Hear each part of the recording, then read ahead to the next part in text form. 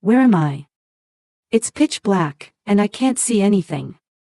I, who had been knocked unconscious during my mother-in-law's funeral, awoke to find myself trapped in a cramped box-like space. I desperately tried to push and bang on the lid to open it.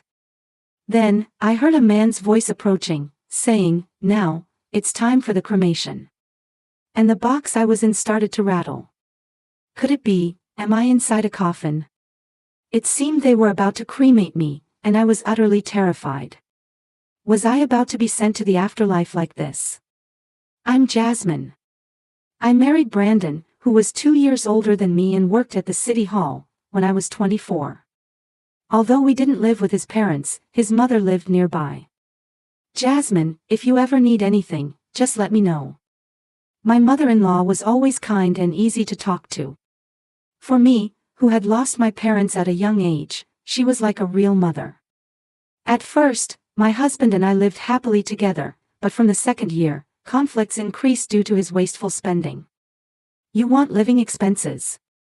You're working full-time too, so you must have money, right? I've been paying for rent, utilities, and food all by myself since last year. I want you to share the burden properly. It's always money, money, money with you. Do you think I'm an ATM or something? Whenever I tried to discuss finances, Brandon would always deflect the conversation and shut himself in his room, so we couldn't have a proper discussion. Although Brandon had a stable income as a civil servant, he didn't contribute money to the household and often went out late at night. He would come home drunk in the middle of the night, emptying his wallet after treating his colleagues. This was no way to live. At my wit's end, I decided to work not only at my daytime job selling insurance but also at a pub at night. I reported this to my mother-in-law as well. You shouldn't push yourself so hard. I'll talk to Brandon about it. When she found out I had started working nights too, my usually quiet mother-in-law became furious. I've tried talking to him many times, but he won't listen. I see. I'm so sorry about my foolish son. If only my husband were still alive at a time like this. Maybe it's because I raised him poorly. Actually, my father-in-law had already passed away before I married Brandon. My distraught mother-in-law tried to offer financial assistance, but I couldn't burden her, who was living alone. I'll try to have a proper talk with Brandon again. Then at least let me drive you to and from the pub. I can't let you bear all the hardship. With my mother-in-law's help, I managed to earn enough to cover our living expenses.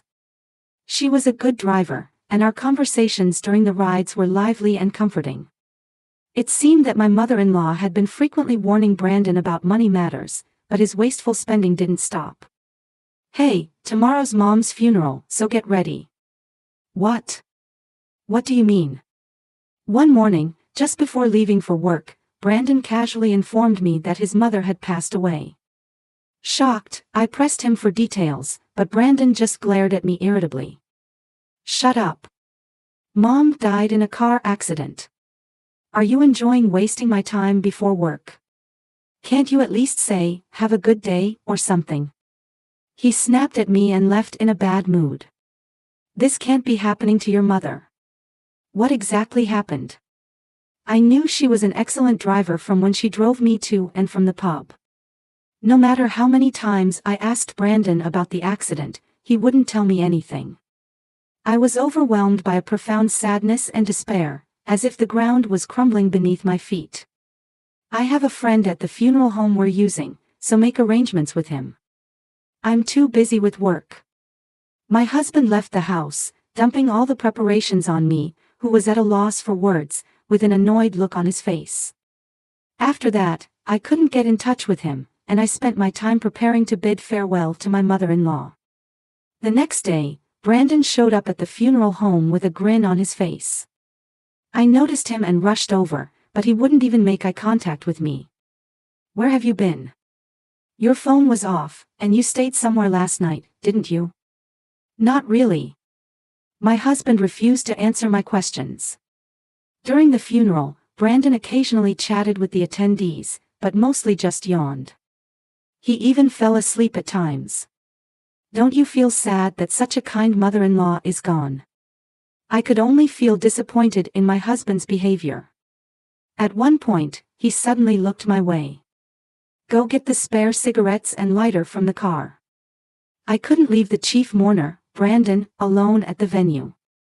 Following his instructions, which came with an unusually harsh glare, I headed to the parking lot. I can't find them. I searched around the driver's seat but couldn't find anything, so I started looking in the back seat. Suddenly, the sunlight was blocked by something behind me, and my surroundings darkened. Is someone behind me? Just as I was about to turn around, I felt a dull sound and intense pain in my head, and everything went black. I lost consciousness before I could even understand what had happened. I don't know how much time had passed. I was awakened by a throbbing, intense headache. It was a place as dark as if my eyes were still closed. Where am I? When I tried to get up, I realized I seemed to be trapped in a narrow box-like space and couldn't move. I pushed and banged on the wall in front of me, trying to get out somehow. Then, I heard a man's voice approaching, saying, "Now, it's time for the cremation," and the box I was in started to rattle. Could it be, am I inside a coffin? At that moment, I realized I was about to be burned alive and was utterly terrified. Let me out. I'm alive. Help. I banged on the coffin with all my might and shouted desperately. Then, I heard the surprised voices of the staff saying, "Hey, there's a sound coming from inside." The lid of the coffin was opened, and I was rescued. Although I had narrowly escaped cremation, I was trembling and pale, and the staff, perhaps out of sympathy, explained the situation to me. Apparently, my husband had requested that I be sent along with his beloved mother, and I had been rushed in for an urgent funeral. And what surprised me most was that I was supposed to have passed away after falling down the stairs. But I was hit when I was looking for cigarettes and a lighter in the car, wasn't I? How could this be? Considering that this happened in the small parking lot of the funeral home, I thought it must have been someone attending the funeral or a staff member who was suspicious. I asked the crematorium staff not to tell anyone that I had come back to life and to pretend to my husband that the cremation had been completed.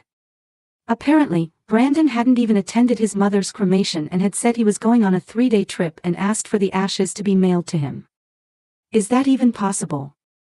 I was a bit suspicious of his behavior, but to uncover the truth, it would be easier to pretend that the cremation had been completed, using Brandon's words.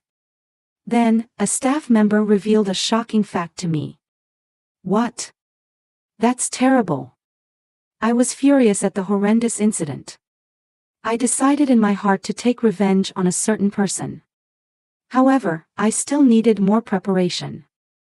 I needed evidence to hand over to the police the person who had done such a terrible thing. While staying at a hotel, I went to various places, including law offices. And then, at my mother-in-law's house, I discovered something astonishing that she had left behind. With this much evidence gathered, all that was left was to corner that person. For days after being discovered at the crematorium, I decided to return home. When I entered the living room, there was my husband lying on the sofa.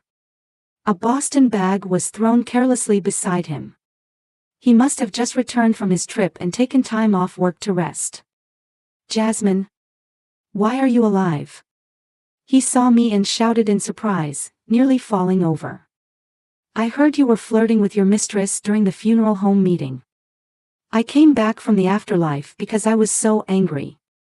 I glared at him, my eyes blazing with anger, and shouted even louder than Brandon's cry of surprise. Actually, the shocking fact I had heard from the staff when I woke up at the crematorium was about my husband's affair. Apparently, he had brought his mistress along, grinning and introducing her to the staff saying, "This is my girlfriend, we're about to go on a trip." I've never seen or heard of anyone bringing their mistress along when they're about to cremate their wife. You're the lowest of the low. I took out photos of evidence of the affair from my handbag and scattered them on the living room table. There were pictures of Brandon flirting with a woman and credit card statements. He stared wide-eyed at the mountain of documents. Actually, I had been investigating the 3-day trip Brandon had mentioned. I found out where they were staying from the first day's card transaction history and rushed there immediately. What I saw was my husband arm in arm with a young woman, looking lovey-dovey on a date. They dined at expensive restaurants, and he bought her luxury brand bags and accessories. You were having an affair even while I was working day and night, and even when I was put in a coffin. You monster. No, it was a business entertainment. I was asked to accompany the daughter of a client. It was tough, you know. Brandon tried to play it off, sweating nervously and averting his eyes. Oh, is that so? I'm sorry for misunderstanding. Of course. You're stupid but try to act smart, that's why you throw these ridiculous hysterics. When I pretended to be fooled and apologized, he suddenly became arrogant. This is how my husband always denied my personality, robbed me of my confidence and hope, and did whatever he wanted after squeezing money out of me. But this time, I won't lose. I had decided to fight to the end, for my mother-in-law's sake too. But I have even more evidence. Don't you want to hear your beloved mistress's voice? I smiled mischievously and showed him a voice recorder I took out of my bag. My husband looked at my hands and squinted suspiciously. I pressed the play button on the recorder and played the recorded audio. It was the mistress confessing her relationship with my husband. Actually, just before returning home that day, I had ambushed the mistress at her home. She was so surprised to see me, who was supposed to be dead and cremated, that she let out a scream. She must have thought I had come back as a ghost. If you confess honestly, I'll forgive you with just compensation. When I threatened her, the woman trembled and cried out, "I'm sorry," with big tears. She spilled everything about what had happened so far, and I recorded her story. And there, it was revealed that the mistress was a staff member at the city hall where Brandon worked. She said she was persistently courted by my husband and, despite knowing he was married, ended up dating him due to his lavish gift attacks. Their relationship had started around the second year of our marriage, just when his wasteful spending began. The mistress cried and clung to me, saying, I couldn't refuse because he was so persistent. He gave me expensive brand gifts, so I thought it was just a bit of fun. The voice echoing in the living room said, "It's not serious at all. I mean, come on, who would fall in love with an old man like that? No way." Brandon muttered and looked at me with an indescribable expression. So you were having an affair, but your partner didn't love you. Too bad after all that money you spent on her. I couldn't help but burst out laughing at my husband's pitiful state. Don't laugh. I gave her so many presents. She said she loved me. He stomped his feet, nearly in tears. But the recording continued to play, detailing his wasteful spending, and ended with the woman's scream, "It was just for the money. That's really all it was. You foolishly existed and got into debt of $60,000 because of money troubles. You good for nothing." I thrust the loan document I had taken out of my bag in front of Brandon's face. I had found that paper when I searched his study during his trip. Furthermore, when I checked the credit card usage history on Brandon's computer, I found evidence of his extravagance over the past 2 years. The reason I couldn't get in touch with my husband from the day before to the day of his mother's funeral was that he had dumped the funeral preparations on me and gone on a trip with his mistress. Your mother must be crying in the afterlife. How much more unfilial can you be? It's not like I had to prepare for the ceremony or anything. You're exaggerating. As a wife, you should have been happy to take care of it. My husband started to abuse me, raising his voice as I accused him. Your lack of filial piety isn't just that. I know you did something even worse. When I glared at my husband with a demonic expression and shouted at him, he shuddered. You aimed for the inheritance to repay your debts. That's why you tampered with your mother's car to cause an accident, right? When I confronted him with the truth, Brandon turned pale and hung his head.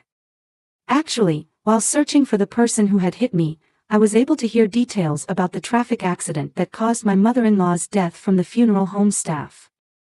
Apparently, my mother-in-law, who was a skilled driver, had mistaken the brake for the accelerator.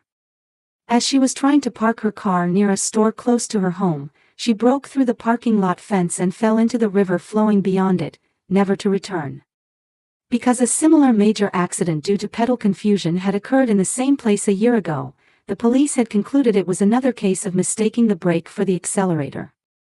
Feeling that this was unlike my mother-in-law, I had been investigating the accident as well.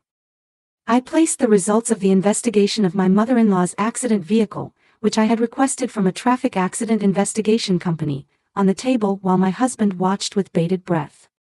Her accident vehicle had already been scrapped, but fortunately, it was still remaining at the scrap yard without being completely dismantled.